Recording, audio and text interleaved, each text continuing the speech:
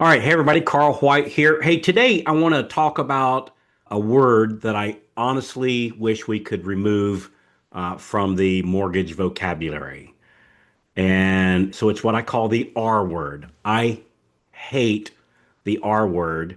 And by the way, it's costing you closing. So the R word, it's not rates, it's not realtors, of course, right? They're the single most responsible thing for loans closed by loan officers nationwide.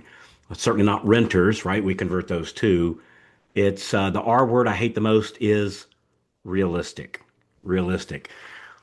You go, all right, Carl, what the heck do you mean by that? That one word, I'm convinced, has quietly talked more loan officers into playing small than any market, any lender, any lead source, any competition ever would. And if you've ever said it, no shame. We've all said it, myself included.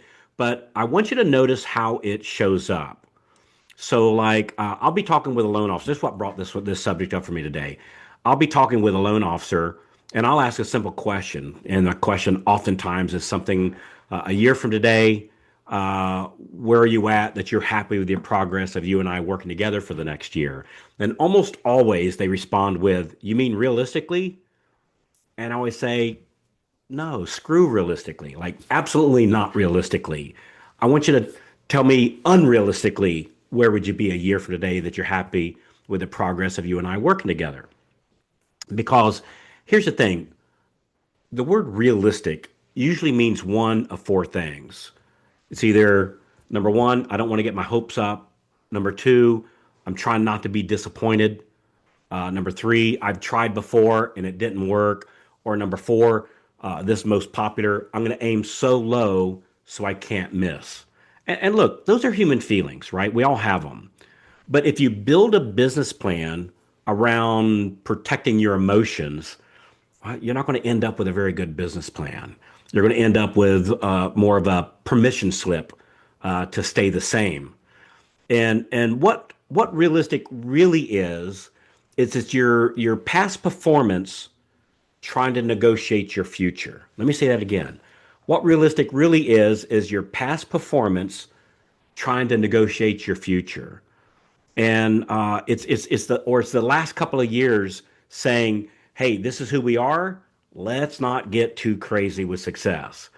And if you let that voice drive the car or drive your actions, you'll get exactly what you've already been getting, right? I know that was the case with me. Maybe slightly better, maybe slightly worse, but very rarely are you going to have what I call a breakthrough year. Let me give you an example. So, Amy DeBusk, I love this lady. So, in 2024, she did 13 million with 30 units. So 30 units equaling 13 million for the year, right? Nothing shabby about that. Pretty darn good. Check this out. In 2025, she did 26 million and 57 units. So she went from 13 million to 26 million, from 30 units to 57 units, all in a 12-month period. Now, that's not a little better. That's not, hey, I improved my social media, I got my name out there, right? That's literally a doubling of her volume, right? A doubling of her income, right? And most people would hear that and go, yeah, but that's not realistic. And that's the whole point. Because here's what Amy didn't do. She didn't ask, is that realistic? She asked a much better question. Her question was, what would it take? So instead of saying, is that realistic? She asked, what would it take? That one question literally changes everything. So when you ask, is it realistic? You're kind of asking permission, and you're asking permission from your old self with your old results. When you ask, what would it take? Now you're asking for a plan. You're asking for a way. So, like the first way, is it realistic? That's a question that leads to excuses. When you ask, what would it take? Well, that leads to actions, right? So, if you want unrealistic results, you don't need unrealistic talent. That's one thing I found. Let me say that again. If you want unrealistic results, you don't need unrealistic talent. What you do need is four very simple things. Number one, You need a target that actually stretches you, right? What do they call that? BHAG, big, hairy, audacious gold. So you need a target that actually stretches you. Number two, you need a simple plan that you can actually repeat, right? You need a simple plan that you can repeat. Number three, you need daily activity that supports that plan. And then number four, accountability. Because we both know, like we all know here, left to ourselves, we get busy, not productive. Busy, not productive, left to ourselves. And another thing I found is most, let's call it unrealistic results. I find most unrealistic results aren't miracles. It's frankly, it's just simple math. Because, like in Amy's case, and frankly, everybody's case, myself included, doubling production usually comes down to one of a few levers. Number one, more referral partners. Number two, better follow up. Number three, faster speed to lead. Faster speed to lead. Number four, more consistent outbound phone calls. Number five, better conversions. Six, better process and time blocking. And seven, I guess all this kind of relates to more appointments set per week, right? That's it. Just that simple. Hey there. Hey, if you're loving the tips so far, be sure to hit that subscribe button right down there and then tap the little bell so that you never miss out on more free, cool tips coming your way. Also, I would love to hear from you. Drop a comment beneath there. Let me know what you think or tell me what you'd like to hear next. And here's what we found over the years is that most of the time, most loan officers don't need more ideas. They just need a plan that fits into like real life, right? A plan that they can run even when they're tired or the market's weird or their pipeline feels heavy or maybe the pipeline feels light. They need a plan that runs even with all those things. Let me give you a real quick exercise and don't overthink this. Like grab a piece of paper and write this down. If you're driving or walking, come back and do this part. But get a piece of paper and write this down.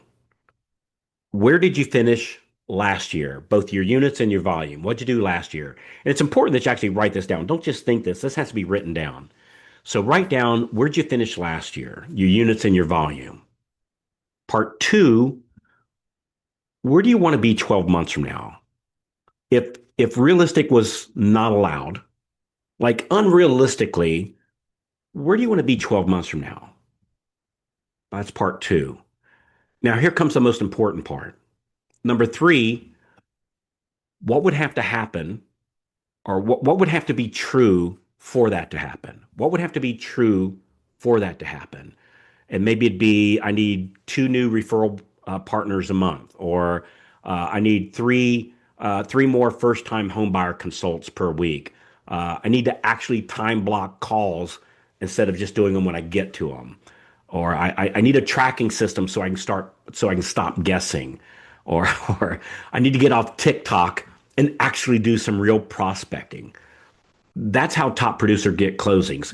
Real prospecting with a real plan. So I'm going to do something a little different today. If you want help mapping this out, I'd like to invite you to do a sample coaching call with my team. And here's what I mean by sample.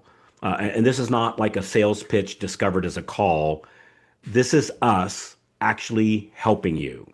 So you bring your numbers, like what we just talked about. Where were you at last year? Both units and numbers, both units and volume, and where unrealistically do you want to be? Right. So bring your numbers, bring your current reality, and we'll help you map out an unrealistic target and the simplest weekly plan to make it inevitable. Like how do you make a goal inevitable? Inevitable. How do you make a goal inevitable? That's what we're going to help you map out. So we're going to help you map out what's an unrealistic target and the simplest weekly plan to make it happen, right? And even if you never join anything, right, we're going to offer this to you because that's the way we can, the best way we can demonstrate we can help you is by actually helping you. It's an old trick. If you want to demonstrate you can help somebody, actually help them first. So here's what we're going to do. Right now, go to getmoreloans.com, getmoreloans.com, and we'll get you scheduled for a sample coaching call. When you get on, we're going to cover three things. Number one, your target, and we'll make sure it's not a safe one. Number two, the exact weekly activities that create that outcome that you just wrote down. And then number three, the tracking and accountability structure so it actually happens, right? That's the three things we're going to do. So if you've been saying realistically lately, and I catch myself doing that too sometimes, I want you to start catching yourself and replace it with what would it take? What would it take? What would it take to make this happen? Because I'm telling you, there are loan officers doing numbers today that would have sounded ridiculous to them 12 months ago. And the difference wasn't that they got lucky. The difference was they stopped asking for permission and stopped and started building a plan. All right. I hope this comes across. This is a really important one. Like this is a really big deal. This is like the life changer kind of thing. So yeah. So to get your sample, just go to getmoreloans.com, getmoreloans.com. It'll ask you some basic information to help us prepare for the call. And then it'll take you to a calendar. You pick the time of the day it works best for you. And we'd love to demonstrate how we can help you by actually helping you become unrealistic, right? And work to make it like it's inevitable to make it happen. GetMoreLoans.com. Hey, thanks again. Appreciate you spending your day with me. It's an honor to be a part of your journey of awesomeness. I've been doing it here for what, last 25 years or so, and I'm just so grateful to being along for your journey. So, all right, we'll talk to you when you call in. I see you. Bye bye.